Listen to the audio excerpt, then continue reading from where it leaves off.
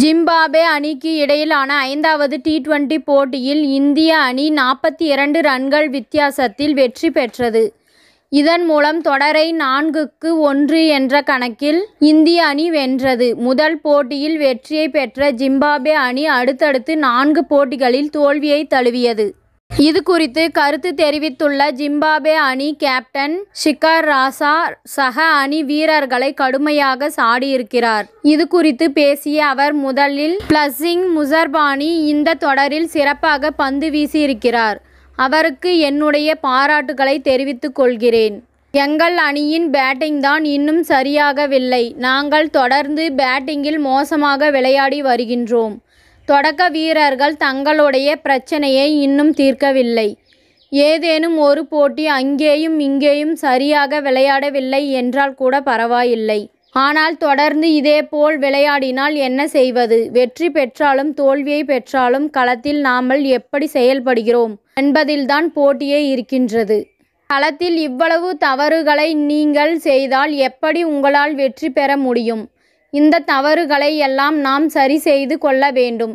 இதனை நோக்கி நாம் கடுமையாக உழைத்தால் மட்டுமே ஒரு அணியாக நாம் சிறந்து விளங்க முடியும். எங்கள் அணியில் சில வீரர்கள் காயம் காரணமாக விளையாடாதது கொஞ்சம் பின்னடைவாக அமைந்தது. ஆனால் பந்து வீச்சில் பிளஸிங் முசர்பானி சிறப்பாக செயல்பட்டார். அது நிச்சயம் எங்களுக்கு ஒரு ப்ளஸ் பாயிண்ட் ஆக இருக்கின்றது. என்னுடைய பணிச்சுமையை கிரிக்கெட் வாரியம் பார்க்க வேண்டும் என நினைக்கிறேன். ஏனென்றால் என்னுடைய தோள்பட்டை பகுதியில் காயம் இருக்கின்றது. நான் 100% உடல் தகுதியோடு இல்லை. வாய்ப்பு கிடைக்கிறது என்பதற்காக ஜெர்சியை அணிந்து கொண்டு விளையாடும் வீரன் நான் கிடையாது. என்னுடைய உடல் தகுதியை நான் முதலில் சரி செய்ய வேண்டும். இதற்காக உள்ளூர் கிரிக்கெட் போட்டிகளில் விளையாட வேண்டும். உள்நாட்டு கிரிக்கெட் போட்டிகளில் கவனம் செலுத்தி அதற்கு மரியாதை செலுத்தி அங்கு நான் ரன்கள் குவித்தால் மட்டுமே நான் டெஸ்ட் கிரிக்கெட் பக்கம் திரும்புவேன்.